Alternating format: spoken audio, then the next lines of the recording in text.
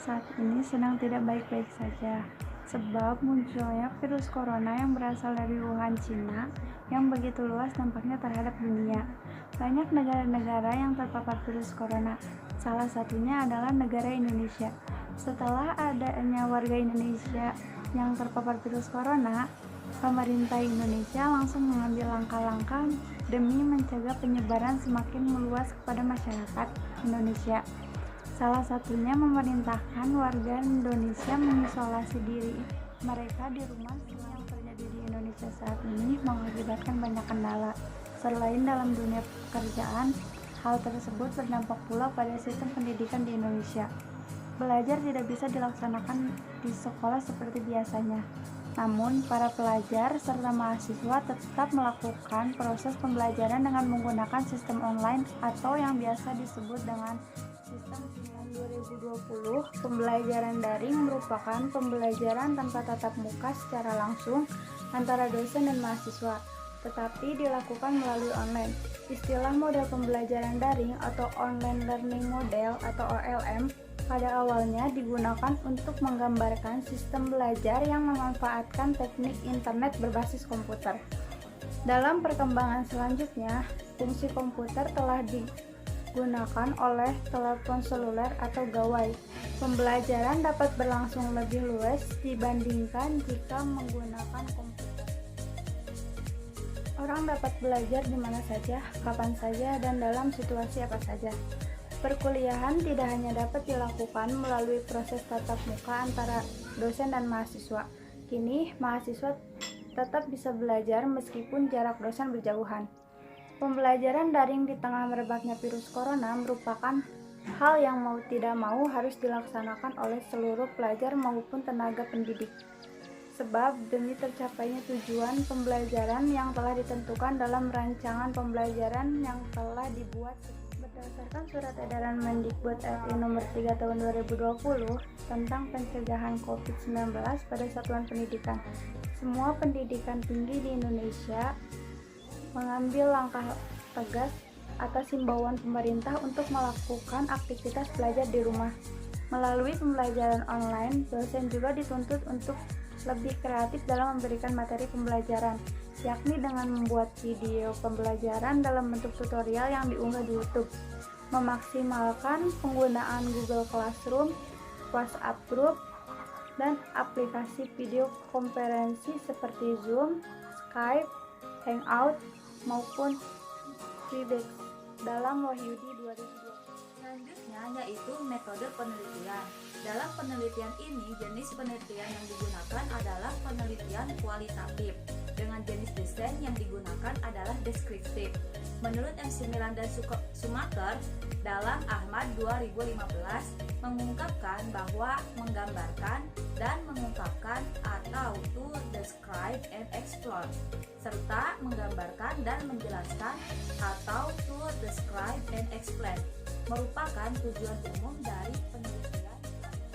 2010-234, penelitian deskriptif adalah penelitian yang dimaksudkan untuk mengumpulkan informasi mengenai status gejala yang ada, yaitu keadaan gejala menurut apa adanya pada saat penelitian dilakukan, yang kemudian dianalisis secara kuantitatif dan kualitatif. Data yang diperoleh dari hasil pengisian kuesioner dengan jumlah responden sebanyak 27 orang yang terdiri dari mahasiswa dari perguruan tinggi. Pada kuesioner yang telah kelompok kami sebarkan terdapat 10 pernyataan yang harus dijawab oleh responden. Berikut ini akan kami jabarkan berikut 10 pernyataan tersebut. Pada pernyataan pertama, saya merasa bosan jika belajar mengajar dengan daring. Sebanyak 63% responden menyetujui pernyataan ini, sedangkan 18,5% responden menjawab sangat setuju dan sisanya yaitu 18,5% tidak menyetujui pernyataan ini. Ini berarti belajar dengan daring membuat siswa merasa bosan karena belajar dengan daring tidak dapat leluasa berinteraksi dengan teman. Hanya melihat layar handphone atau laptop dalam waktu yang lama Hal tersebut membuat siswa menjadi tidak bersemangat dalam mengikuti pembelajaran. Dan menjadi kemudian, pada pernyataan kedua, saya merasa belajar secara daring lebih mudah untuk dipahami. Sebanyak 59,3% responden tidak menyetujui pernyataan ini. Kemudian, 14,8% responden menyetujui pernyataan ini. Dan sisanya yaitu sebanyak 25,9% sangat tidak menyetujui pernyataan ini. Hal ini karena kebanyakan metode pembelajaran hanya mengirimkan file yang nantinya siswa diperintahkan untuk memahaminya. Hal tersebut menjadikan siswa sulit memahami materi pelajaran jika hanya mengandalkan kemampuan membaca saja. Ditambah lagi kemampuan penalaran setiap orang dalam memahami suatu materi bacaan berbeda-beda, sehingga kemungkinan besar siswa salah dalam menangkap arti dari bacaan tersebut. Dan jika pembelajaran dilakukan secara online, terkadang terdapat kendala sinyal yang kurang mendukung, sehingga materi yang sedang dijelaskan oleh guru tidak dapat dipahami baik oleh siswa, sehingga kebanyakan responden lebih menyukai pembelajaran yang materinya dijelaskan secara langsung. Atau pada pernyataan ketiga, saya merasa dalam pembelajaran daring itu kurang efektif. Terdapat sebanyak 51,9% responden menyetujui pernyataan ini, sedangkan 40,7% responden sangat menyetujui dan sisanya yaitu 7,4% tidak menyetujui dengan pernyataan ini. Hal ini dikarenakan sulitnya siswa memahami secara mandiri materi pelajaran tanpa ada yang menjelaskannya terlebih dahulu, yang membuat kebanyakan siswa menjadi pembelajaran daring ini dirasanya kurang efektif untuk dilakukan. Jika ditambah dengan sulitnya sinyal yang dialami oleh siswa ketika pembelajaran daring sedang berlangsung, yang akibatnya siswa menjadi tertinggal dalam.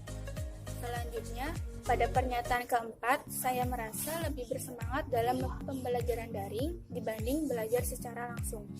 Dalam pernyataan ini, rata-rata responden menjawab tidak setuju dengan sebanyak 74,1 responden menjawab setuju, dan juga ada yang menjawab sangat tidak setuju sebanyak 22,2%. Ada juga yang menjawab setuju sebanyak 3,7%. Hal ini dikarenakan kurangnya pemahaman materi yang disampaikan oleh guru kepada siswa dengan proses pembelajaran yang kurang efektif. Keterbatasan jaringan juga dapat menghambat siswa dalam belajar, sehingga hal tersebut menjadikan semangat belajar yang dimiliki siswa. Pada pernyataan kelima, saya tidak merasa bosan dalam pembelajaran daring. Tanggapan responden terhadap pernyataan ini sebagian besar mereka menjawab tidak setuju sebanyak 41,8%, dengan alasan bahwa pembelajaran daring membosankan karena keterbatasan jaringan yang menghambat proses pembelajaran berjalan dengan lancar. Dan terdapat 18,5% responden menjawab sangat tidak setuju, dan responden yang menjawab setuju sebanyak 33,3%. Menurut mereka, pembelajaran daring cukup menyenangkan karena bisa belajar dengan santai sambil mengerjakan yang lain. Pembelajaran seru tergantung cara penyampaian dari guru ke siswa. Jadi, hal ini tergantung pada pengajar dalam menciptakan proses pembelajaran daring agar siswa tidak merasa bosan. Karena dengan menciptakan pembelajaran daring yang menyenangkan, siswa dapat menerima materi dengan. Pada pernyataan ke-6, sebagian besar responden siswa menjawab setuju. Hal ini karena pembelajaran daring terasa sulit dalam menerima materi. Salah satu pelajaran yang membuat mereka kesulitan adalah dalam pelajaran perhitungan. Karena dalam perhitungan kita harus bisa menguasai konsep terlebih dahulu untuk bisa menjawab semua persoalan yang diberikan oleh guru. Tidak hanya dalam materi, di pembelajaran daring juga harus lebih mengutamakan etika dalam berpendapat. Jaringan internet dan data internet pun dapat menghambat proses belajar siswa yang mengakibatkan kesulitan dalam belajar. Pada pernyataan ke-7, sebagian besar responden siswa menjawab tidak setuju. Hal ini dikarenakan bahwa pembelajaran daring lebih banyak kekurangan daripada kelebihannya.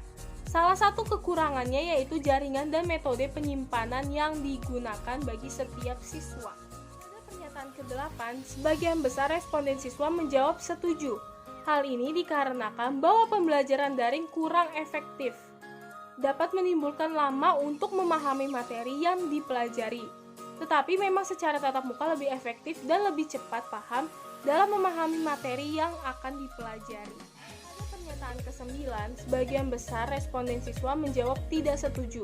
Hal ini karena bahwa pembelajaran daring dapat membuat tepat waktu untuk kuliah. Sistem absensi online dibatasi dengan waktu. Jadi, kalau kita tidak tepat waktu, maka kita tidak bisa mengisi absensi. Jadi, pembelajaran daring dapat membuat mahasiswa tepat waktu dalam perkuliahan. Maka dengan tidak tepat waktu, mereka akan dianggap tidak masuk apapun itu alasannya. Pada pernyataan ke-10, sebagian besar responden siswa menjawab sangat tidak setuju. Hal ini dikarenakan jika pembelajaran daring dilanjutkan setelah pandemik virus corona berakhir, maka akan menyebabkan pengetahuan dan pemahaman materi kurang efektif dalam hal yang akan dipelajari, dan pembelajaran daring membuat sebagian responden kesusahan karena faktor sinyal yang tidak mendukung. Jadi, sebagian besar responden memilih untuk belajar secara tatap muka karena lebih efektif dan dapat meningkatkan rasa sosialisasi, silaturahmi, dan solidaritas yang tinggi.